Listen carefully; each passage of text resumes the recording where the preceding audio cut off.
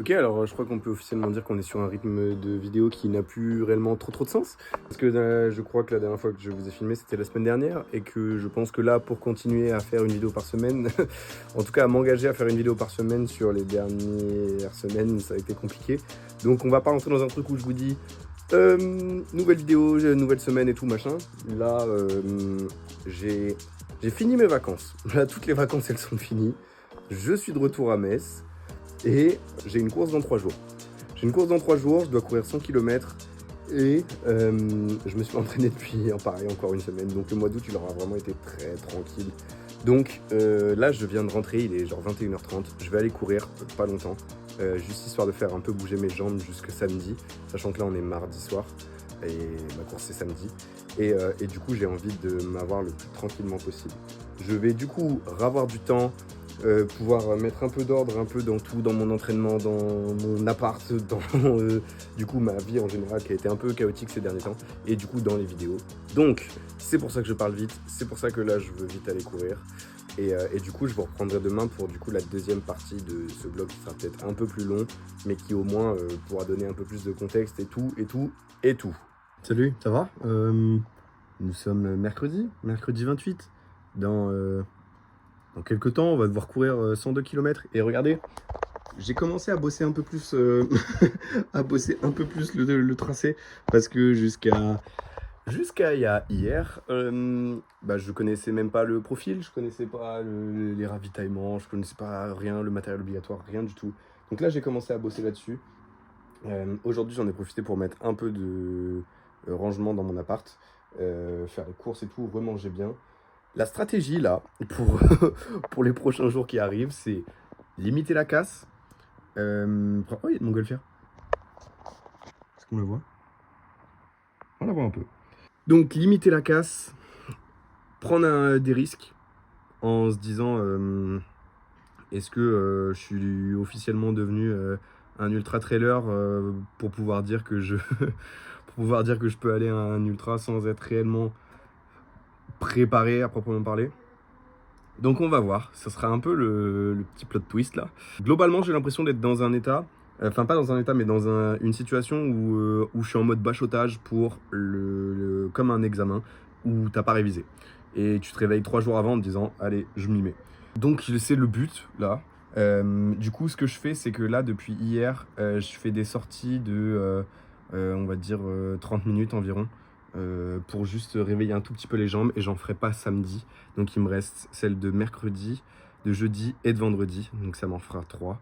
Et je fais que vraiment, j'y vais vraiment tranquille, histoire de juste faire bouger les jambes. Parce que, parce qu'elles vont devoir, bien manger encore.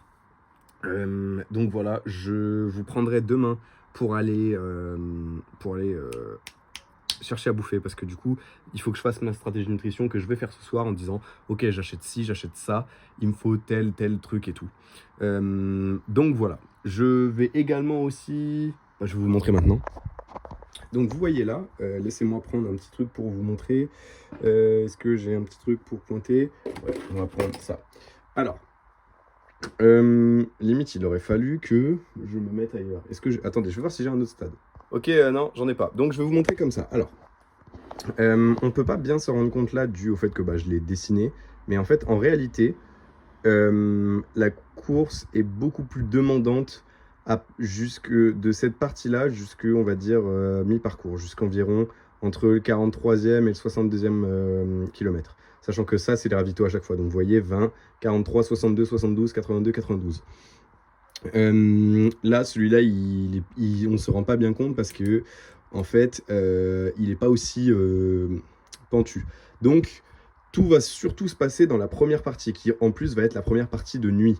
Donc, ce qui veut dire que du coup, d'un point de vue stratégie de course, mon but, c'est de pas trop me cramer dans la première partie, parce que c'est celle qui va être la plus demandante. Je sais pas si on a entendu, mais apparemment il y a mes voisins qui appellent les gens à table, bref. Donc la première partie qui va être assez demandante, mais elle est de nuit, ce qui veut dire que je vais pas avoir trop à souffrir de la chaleur, il fera assez frais, donc ça c'est cool. Normalement la météo, ils annoncent rien de très dérangeant, donc ça pareil, c'est parfait. Et du coup, genre dans un monde parfait, avec un départ à 22 h, bah, j'arrive à enquiller les 50 premiers kilomètres en, je sais pas, on va dire peut-être 7-8 heures, quelque chose comme ça. Et, ça nous mettrait déjà bien parce que du coup, le reste après, bah, il est beaucoup plus tranquille. Parce qu'encore une fois, il faut pas se fier à ça. Un autre souci par contre qu'on va avoir, c'est que comme vous voyez, enfin un autre souci, un autre nouveau challenge, c'est que le départ est là, le premier ravitaillement, il est au 20e kilomètre. Donc ça veut dire que j'ai au moins 2h30, 3 heures potentiellement dans les pattes avant de voir un autre ravitaillement.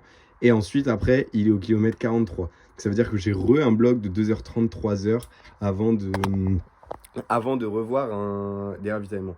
Donc ça va être aussi à gérer dans ma stratégie de nutrition parce qu'en plus, il n'y a pas de base vie. Ce qui veut dire que je vais devoir tout prendre avec moi direct pour tout simplement manquer de rien. L'avantage, c'est que du coup, je commence à un peu mieux connaître mon état, ma consommation et tout ça. Donc ça, c'est cool. Et donc, bah voilà, on va tester. Sachant que je sais pas à quel point on peut s'en rendre compte, mais vous voyez qu'au niveau de l'altitude, là, la base, elle est à 200 et on monte même pas jusque 1000. Donc à part le pic qu'on va avoir là et un peu celui-là et tout, globalement, ça monte pas très haut. C'est un terrain qui est pas trop technique. C'est dans la même région où j'ai fait l'Ultra des Païens. Et je vais même passer par le même endroit là, parce que c'est l'Ultra Trail du Haut-Königsbourg. Et donc on passe par le château du Haut-Königsbourg. Et pendant l'Ultra des Païens, je suis passé par le château du Haut-Königsbourg. Donc ça me rassure, parce que du coup, c'est des chemins que je connais qui sont pas ultra techniques. Donc ça, c'est une bonne chose. Donc ça veut dire que a priori, je risque pas de me faire mal, de me blesser ou quoi. Ou en tout cas, ça serait un truc auquel j'aurais pas besoin de trop penser sur le moment. Donc voilà, en attendant, on va aller courir. Et puis bah, je vous explique après pour la bouffe. Alors j'allais partir en course pour acheter toute la bouffe pour la course. Ouais, les courses pour la course. Bref, j'ai oublié de vous montrer du coup bah, comment j'ai défini ce que j'allais faire. Et aussi, j'ai bossé un peu hier soir, donc j'ai aussi mes à peu près temps de passage pour la course. Donc je vais vous montrer tout ça. Nous avons premièrement ce tableau qui en gros montre... là, vous avez les... Donc ça, c'est les différentes étapes avec les ravitaillements à chaque fois, avec leurs infos en infos propres et genre en infos en cumulé. Et ça vous donne ici un temps estimé pour chaque étape avec une estimation basse et une estimation haute. Et pareil pour les temps de passage du coup. Les estimations, elles ont été faites avec ma connaissance, pas du terrain, parce que même si j'ai déjà couru dans la région, j'ai pas fait de reconnaissance parce que bah, je pars le jour même. Mais c'est pas très important, je me suis basé uniquement sur ce que d'habitude il me faudrait pour faire ce temps-là. Et du coup, j'ai mis en estimation haute, comme si genre c'était juste une étape à chaque fois. Comment je pourrais vous expliquer? Comme si c'était une sortie à chaque fois. Par exemple, je sais que si je dois faire une sortie de 10 km et 800 mètres de dénivelé, bon bah, si je dois en faire qu'une, bon bah, a priori, je pense que ça me prendrait pas plus d'1 heure et demie, tu vois. Mais dans la mesure où c'est la dernière, bah là du coup je suis parti pour plus du 2h15, 2h30. Et donc du coup j'ai fait ça pour tout. Et donc ce qui nous donne environ... Putain, mon écran est tellement dégueulasse, je me rends compte là. Faut vraiment que je lave. Ce qui nous donne environ une arrivée entre 11h30 dans le meilleur des cas et 16h25 du coup dans le pire des cas. Sachant que c'est estimation basse, c'est pas le pire des cas parce que bah, le pire des cas, tu peux jamais vraiment prévoir le pire, surtout sur des courses aussi longues. Une fois que j'ai eu ça, les temps d'estimation, j'ai pu faire... attendez, il est où? T'es où? Je trouve pas mon truc. Ah, voilà. J'ai pu faire ceci. Bon, vous m'excuserez, je ne l'ai pas mis en couleur, du coup, c'est pas assez bien représenté pour vous. Mais j'ai repris les étapes avec à chaque fois les infos dessus avec un temps moyen estimé. C'est-à-dire que là, du coup, j'ai fait la moyenne entre la basse estimation et la haute estimation. Je suis parti sur, là, je sais qu'il y a écrit 70, mais c'est 60. Je suis parti pour 60 grammes de glucides par heure. Parce que pendant l'Ultra des Païens, j'ai fait moins que ça et j'ai pas eu de problème. Donc je suis parti du principe que j'allais augmenter pour être sûr de manquer de rien, mais que dans tous les cas, je devrais pouvoir être tranquille. Ce que j'ai fait ensuite, c'est que j'ai pris les 3 trucs que je sais que je peux prendre et que je tolère. J'ai mis dans cette colonne-là le nombre de glucides qu'ils avaient et du coup, bah, j'ai fait tout simplement, là, vous avez le total que j'ai et versus le total que je dois avoir. Donc du coup, là, je dis une bêtise, quand je mets 2 ici, il me calcule 2 fois 23 et il me les fout là-dedans. Et ça, c'est l'addition de tout ce qu'il y a ici. Donc vous voyez que du coup, j'ai 154, 154, 154. 77, et ça sera pour du coup tous les glucides que je me taperai pour chaque heure. Là, ça donne le total de ce que je dois acheter, et c'est comme ça que du coup, je sais que là, en course, je dois aller acheter 9 gels, 10 trucs de boisson, mais sauf que j'en ai déjà 2, donc ça fait plus que 8 compotes, et l'équivalent de 2 doses de Tux, ce qui nous fait juste un paquet. C'est tout ce que je vais utiliser pour courir, sachant que je serai pas en full autonomie dans la mesure où il y a des ravitaillements. Donc je mangerai aussi sur les ravitaillements ce qui me fait envie. Genre les ravitaillements, j'y vais toujours à l'instinct en mode ok, est-ce que ça me fait envie? Oui, non. Et je mange. Et en général, je mange pas trop. Et cumulé avec ce que j'ai sur la course, ça passe tout seul. Donc voilà, c'est assez arbitraire, hein, parce que vous voyez, j'ai mis 60 grammes de glucides par heure. Ce qui veut dire que pour la première étape, je dois en avoir 180.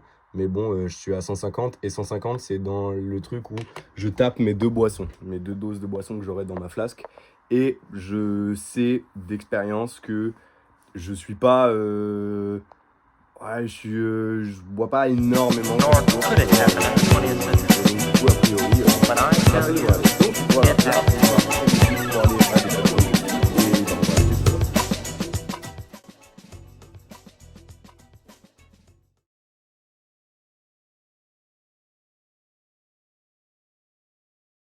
Bonsoir, nous sommes le jour de la course. Nous sommes le jour de la course. Et nous sommes aussi en plein UTMB. Lui, Vincent Bouillard, vous sortez d'où, monsieur, là? Ah, la petite blague.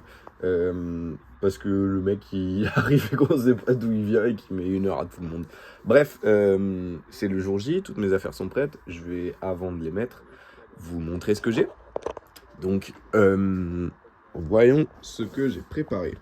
À part sur beaucoup de boissons isotoniques. Tout simplement parce que y a pas de base vie et que du coup je vais devoir tout trimballer solo. On a en tout 10 sachets et on a en tout 2 sachets qui vont partir directement dans la première gourde. Donc ça veut dire que quand je vais partir, normalement j'en aurai que 8. Ensuite, 9 compotes, on a 10 gels, on a des tucs. Tout ça, c'est des trucs que je vais avoir sur moi. Et ça m'empêchera pas de manger au ravito, évidemment. En général, j'ai tendance à souvent prendre un peu plus que ce que je mange, mais c'est parce que vu que là, les ravitaux, ils sont assez éloignés, je me suis dit, ouais, je prends pas le risque, je préfère en avoir trop que pas assez. En termes d'équipement pur, bah, on est sur le matos obligatoire, hein. T-shirt, short, les bâtons, lunettes, chaussettes blondies, ça c'est le matériel obligatoire, donc c'est couverture de survie, bande, oh ça c'est mon pied, ça, mon pied dégueu là. Gobelet, frontal, des piles pour la frontale. Je pars avec 3 flasques parce que tout simplement les 3 premiers ravitaux ils sont à environ 20 bornes chacun de décalage, et que sur les 20 bornes il y a une session, il y a une étape qui fait genre 20 bornes et je crois 1003 de D+. Donc ça va être long, et donc du coup je préfère être large en flotte en fait, parce que je me dis que si je tombe assez rapidement sans en flotte, ça va commencer à être la merde. Et donc vu qu'en plus il prévoit de la chaleur pour la journée, ça sera pas de trop. Une nouvelle casquette les dents de la mer, qui va être parfaite, qui est hyper confort. Et puis bah oui, j'ai oublié les chaussures, comme d'habitude, et Salomon S-Lab Ultra 3.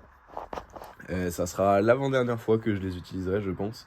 Déjà parce qu'elles commencent à avoir des kilomètres au compteur. Après le GR20 que je vais faire là, dans 3 semaines, je vais changer pour acheter des Genesis pour Cape Town. Parce que du coup, le problème... Oh, pardon.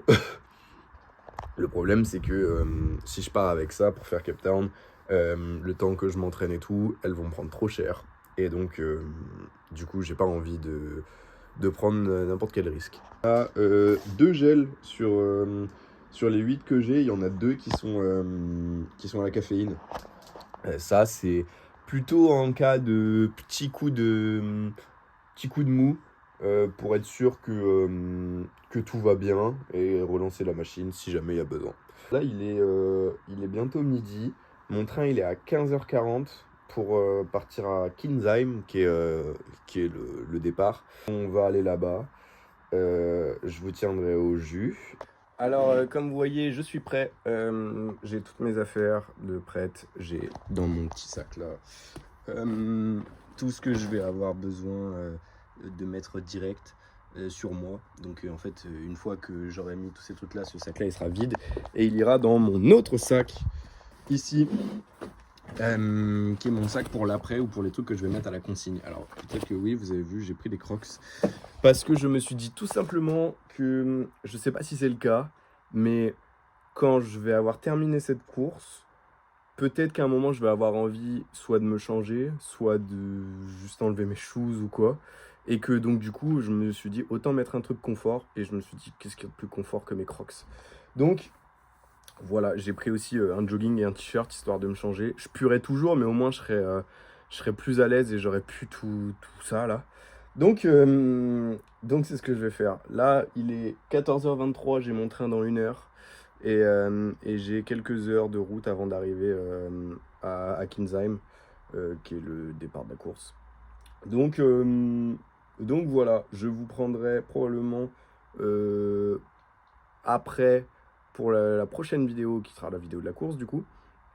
Mais du coup en attendant, bah, en fait je vais juste vous dire bisous maintenant et vous laisser parce que voilà c'est tout. Du coup ça on aura repris, ça aura fait plus qu'une semaine et en fait je suis rentré dans un truc où je m'en fiche un peu là de faire un truc toutes les semaines ou quoi. Je trouvais que c'était plus intéressant de reprendre toute la partie pseudo-entraînement et bachotage que juste faire une semaine. Bref, euh, voilà, j'ai pas énormément mangé parce que je suis un peu stressé.